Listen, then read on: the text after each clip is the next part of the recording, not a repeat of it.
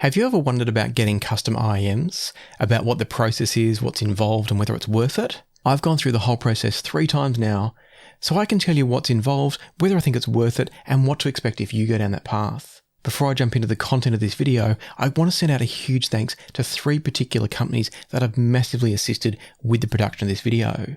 The first is Auricle Digital, who did the 3D scans for my most recent set of customs. The next is minidisc.com.au, who helped with the provision of those scans and then also connecting me with the provider of the IEMs. And then the final company is For Audio, who made the custom IEMs for this particular video. So I want to say a huge thanks to all of them. It wouldn't have been possible without all of their help. It's quite an expensive process, and they've been able to help me out along the way to reduce the costs involved. And so with all of those thanks said, let's talk now about an overview of the process of getting custom IEMs, and then I'll break down the process into some specifics where it's relevant. If you've ever wondered what goes into the process of getting custom IEMs, there are a few steps you have to go through. The first thing is whether or not you should get custom IEMs, and we'll cover that in more detail later. And then the next step, and a crucial step, is to go off and get your impressions made or your ears scanned. And I'll explain more in a minute what the difference between impressions and scans are, and why it's very important to think about which path you take. Once you've got your scans or impressions, you need to order your IEMs and provide those scans or impressions to the manufacturer. You then wait for a while, and then hopefully, big hopefully here, you get the IEMs, you put them in your ears, and you thoroughly enjoy the sound. But that hopefully is a big key here. So let's break down the process and tell you what can go wrong and how to avoid it going wrong and maximize your chance of getting a fantastic listening experience at the end. The first thing that I think is really important to know about is the difference between impressions and scans. Now you might be thinking I've missed a point and that we needed to talk about whether or not you should even get customs. I'm going to come back around and talk about that at the very end because I think you need more context first. And the impressions versus scans question is a big part of that. The process in getting impressions done involves finding an audiologist, going to the audiologist and hoping they know what a custom molded ear impression needs to look like and be like. Sometimes that means explaining it to them, sometimes explaining it to them again. Other times you might get an audiologist that's all over it, and that's fantastic. Then what you need to do is sit there while they make the impression. And that can be quite uncomfortable, not uncomfortable in a painful way, hopefully, but uncomfortable in the sense that you have to sit still for about 5 to 10 minutes while they mix up a putty-like substance, pump it into your ear with a fair bit of pressure, wait for it to dry. All the time this is happening, you can't move. You can move while it's being mixed, but once it's being pumped into your ear, you have to sit completely still. Most of the time they'll also have you biting on a bite block to keep your jaws open a little bit because that changes the shape of the ear canal. And so you're sitting there with your mouth slightly open, possibly dribbling a little bit because of it. You're sitting very still. You've got this pressure in your ear of this putty that's been pumped in there as it sits there and dries for about 5 minutes. And then they have to extract it once it dries, making sure not to create pressure or negative pressure in the ear canal that could damage your eardrum. And so it's not a particularly pleasant process. As I said, it shouldn't be painful. There is a very slight risk, as we spoke about in my recent interview with Peter from Auricle Digital. But if it's done by a good audiologist that takes care and does it well, there should be no pain, but there will always be discomfort. It's also a fact that you've got to do it twice, so you've got 2 rounds of that discomfort for about a 5 to 10 minute process sitting there with this pressure in your ear. So it's not a lot of fun. You can get both ears done at once. I've had that done. It's probably extra uncomfortable because all of your hearing gets shut down while your ears are full of putty. It can be quite disconcerting.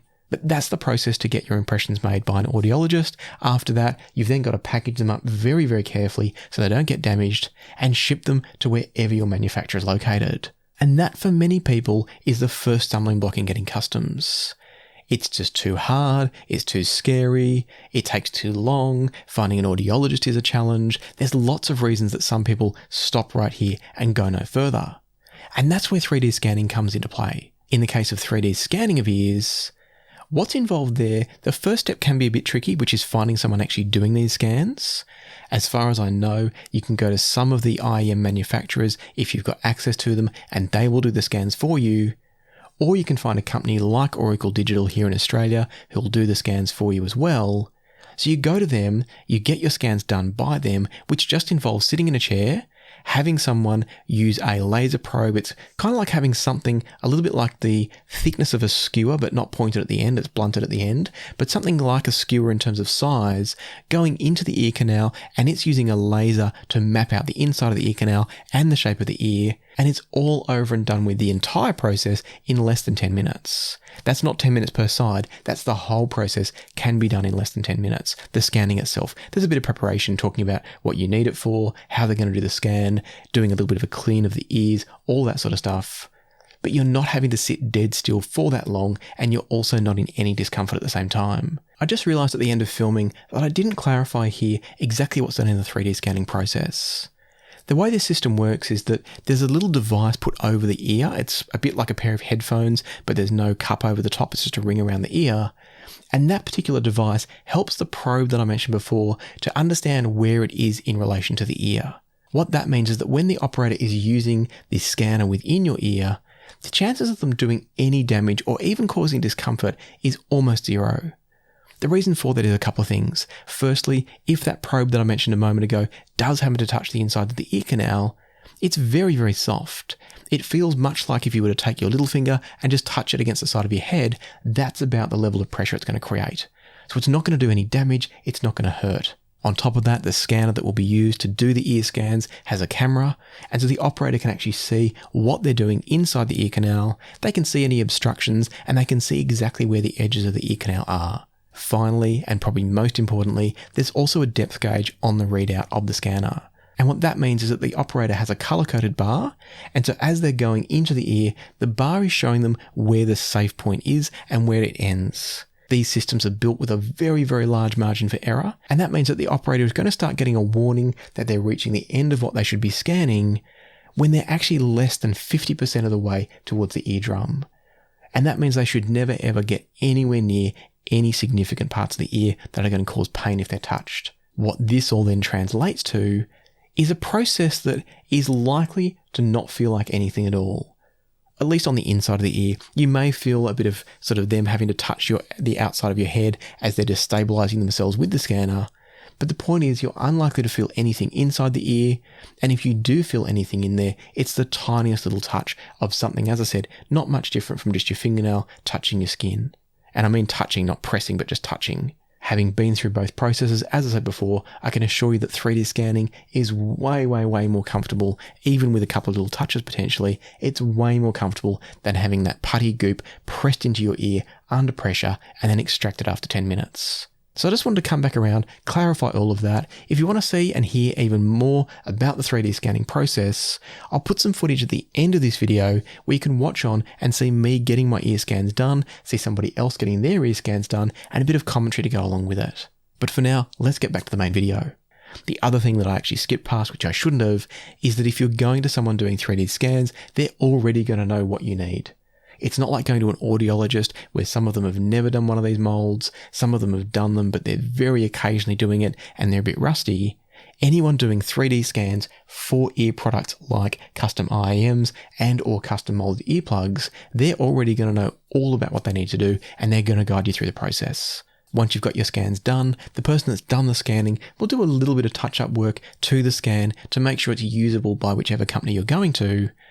And then those scans are going to get emailed instantly across to the place that's going to make your IEMs. So there's no shipping time, there's no risk of damage in transit, it's a very quick and seamless process. Now it may sound like I'm here trying to sell 3D scanning to you, and I kind of am, but not because there's any benefit to me. I get no benefit at all if you go and get your ears scanned anywhere on the planet. The point here is that having been through the process, having done ear impressions, I think 3 times, because one of them actually messed up. Having done it 3 times with the impressions and 1 time with the scan, I will never do impressions again. Not because it was horrible, but because it just makes no sense now that 3D scanning is available. And so the reason I'm promoting 3D scanning is because I think it's brilliant. No different to me saying a certain product that I've reviewed is fantastic. I think 3D scanning is absolutely the way of the future. It's less risk to you, it's extremely comfortable, it is a bit more expensive in most cases, depending on where you get it done and by who. But the possibilities of being able to use that scan over and over again is absolutely fantastic. And the fact that it's all instant. There's no shipping times. It gets emailed immediately to the manufacturer unless the manufacturer does the scans for you and you're ready to go. And so one little extra bit that I'll add when it comes to taking impressions is that it's important for you to think about how you're going to be using the IEMs when you get your impressions done. When I spoke about the audiologist doing it before, I said that most of them will get you to use a bite block, and that's to hold the jaw open a little bit. The reason for that is that when we open our jaw, it changes the shape of the ear canal. It normally expands the ear canal a little bit. And the rationale for using a bite block is a couple of things. One of them is that a lot of times these sorts of custom molded monitors are being used by musicians who might be singing. If you're singing, your mouth is open and therefore they want to scan the canal in that most open situation. Otherwise, if you are singing and they've scanned it with a closed mouth, the moment you open your mouth wide, there is the chance that the custom IEM could actually fall out of your ear, or at a minimum that it'll break the seal and change the sound. And so that's why they often use bite blocks. On the other hand, if you're an audiophile like me and you're using your custom IEMs for listening to music, or maybe you're using it for mixing and monitoring, but you're not singing, then you actually might be better off having it done with your mouth closed. That's how I've had my ears scanned for this last round, and I do think it's given me a better result. So have a think about how you're going to use the IEMs, have a chat to the person doing your scan or your impressions, and make sure that they're clear on what's going to be the best approach for you. Once your impressions or scans are done, I said the next step is actually ordering the IEMs. And most manufacturers are going to give you a lot of choice around the design of the IEMs. You can choose things like the color of the shell, what goes on the faceplate, whether you want the same color on both sides or different designs for your left and right channels. And having done this a few times now, I'd say there's just a couple of things to consider when you're putting together your design. Because sometimes we get caught up in the excitement of getting our customs, and we may not think about the long term. So thinking about it from a long-term point of view, make sure you consider, do you want something flashy? It can be fun coming up with this really colourful design. Maybe it's bright, glittery faceplates. Maybe it's having the shells have particular accents or colours or logos on them. But something I would definitely encourage people to think about is, do you actually want to be walking around with something flashy and colourful in your ears? If you do, that's fine. I'm not saying you shouldn't. The point being, try to think about how and where you're going to be using them. If you're sitting on a train commuting to work or on planes as you're travelling, do you want people noticing your IEMs? If you do, again, that's great. Or do you want it to be a bit more subtle? Just have a think about that one, because you might otherwise make a mistake that can't be undone. Another thing to think about is the idea of having synergy. If you're anything like me, the idea of having left and right channels look the same is quite appealing. I like the simplicity of that. On the other hand, when you reach into the container and you want to pick up the left and the right, sometimes it's really nice to have some kind of distinction between them. So you know that the red one goes in the right ear, the blue one in the left ear.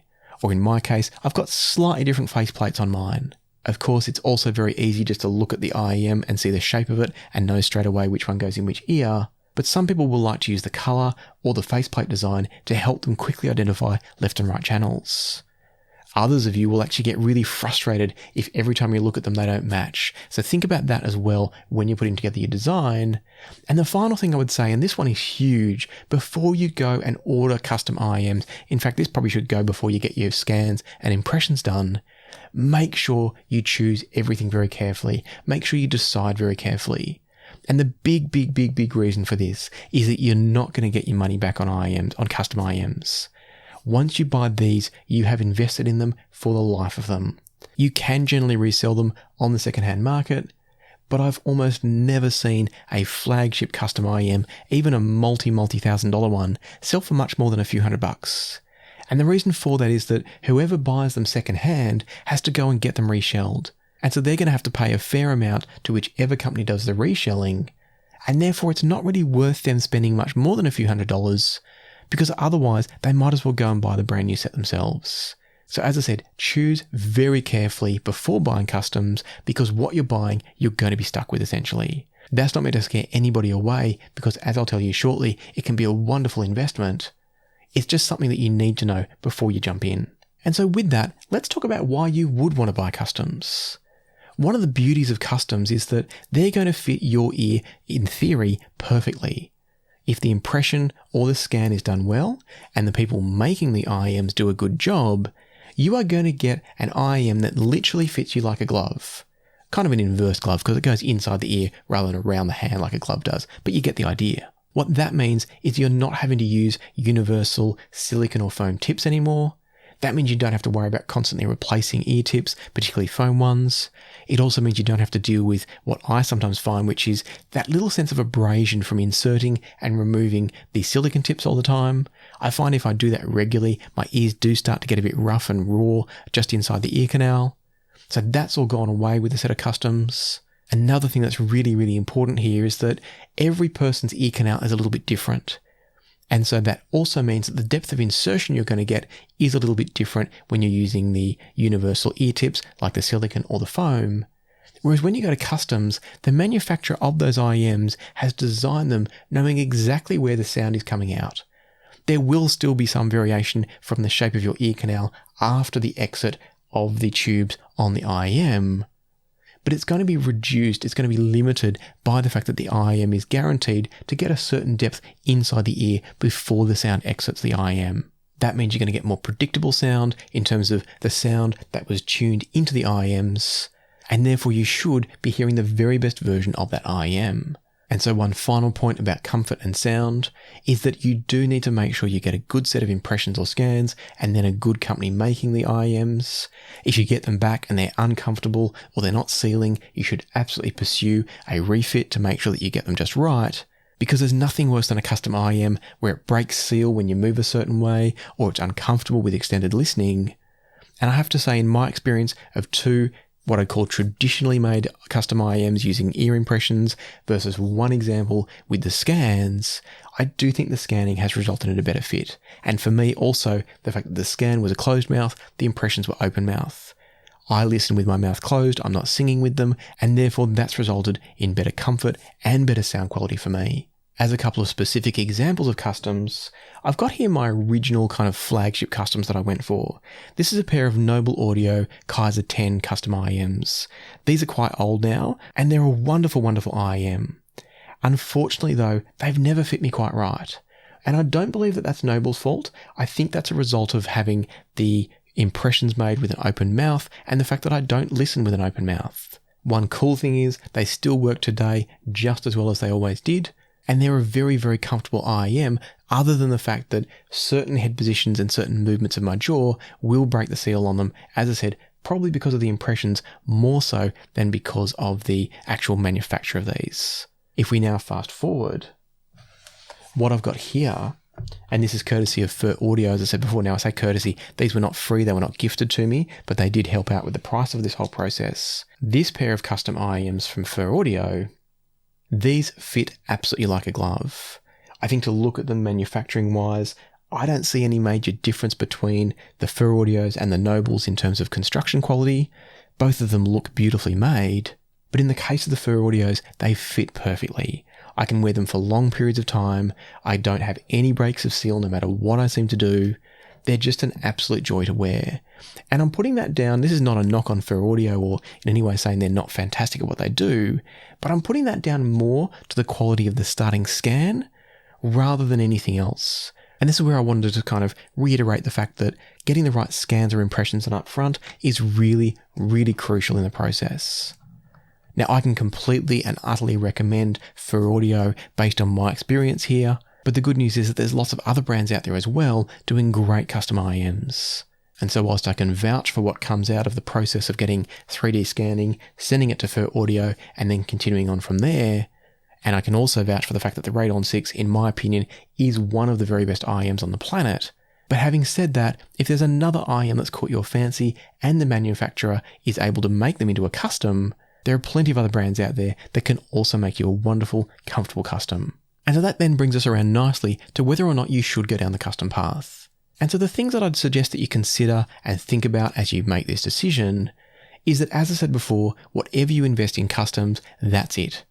Now, I mentioned before my Noble K10s.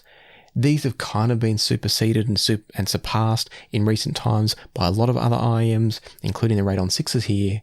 And so I don't really use these anymore. These have been sitting in a box in my cupboard for probably 3 or 4 years, almost untouched. I pull them out occasionally for a specific test. If, for instance, I'm reviewing an IEM cable, these are quite a rich and warm IEM, so I might grab them specifically to see if a brighter, more aggressive cable lifts them a little bit. But at the same time, they're otherwise not useless to me, but redundant. And yet I still have them because there's no point selling them. So that's a really good example of why you need to make sure you get your decision right. I've got $1,600 or whatever they cost worth of IEM here doing nothing. Another thing to think about is if you're someone that likes to roll gear, if you like to try lots of different things, and I don't mean have a collection where you're constantly going back to things that you've owned for a while.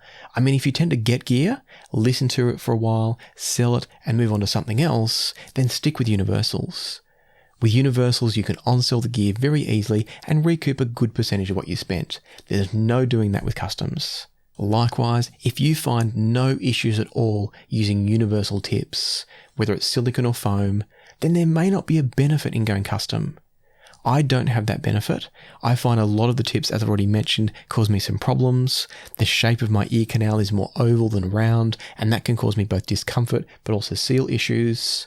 And so if you're anything like me, that's where customs can be fantastic.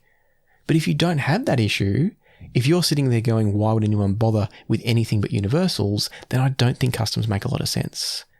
There is still the possibility that you'll get even better sound quality because, as I said before, the designers of the customs can tune the sound to be exactly right for where that sound is exiting the nozzle after it's gone a little bit further into the ear canal. But that's a very small reason to go into customs if you don't need them. And then the final thing to think about, and this is pretty rare, but there will be some cases, and we almost struck this with my K10 design here. For some people, you may find that if it's a multi-driver design or it's using, say, big dynamic drivers along with some other drivers, you may find that the shape of your ear isn't conducive to fitting those drivers in there.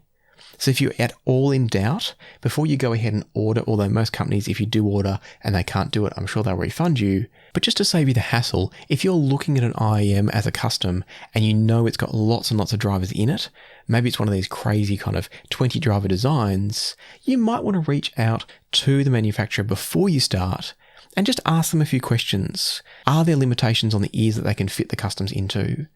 Is there anything you can do to kind of assess that before you start?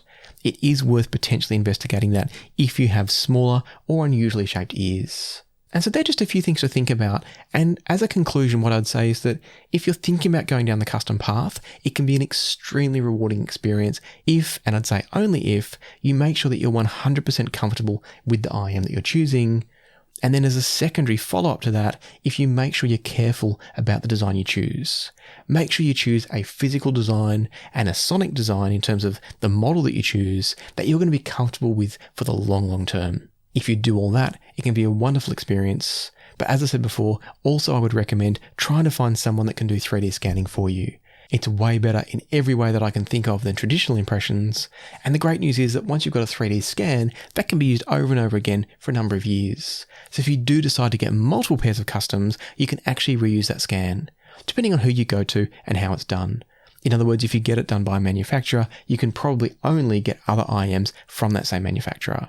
Whereas if you go through a third party, like Auricle Digital, who I interviewed recently, make sure you check that one out if you want to know more about 3D scanning. If you go through a third-party scanner, then you can probably reuse that scan with multiple different IEM brands and set up a library of customs if that's what you want to do. And so hopefully this has helped answer your questions about whether or not you should get customs, what's involved in getting customs, whether it's worth it, whether there are benefits, what the drawbacks are.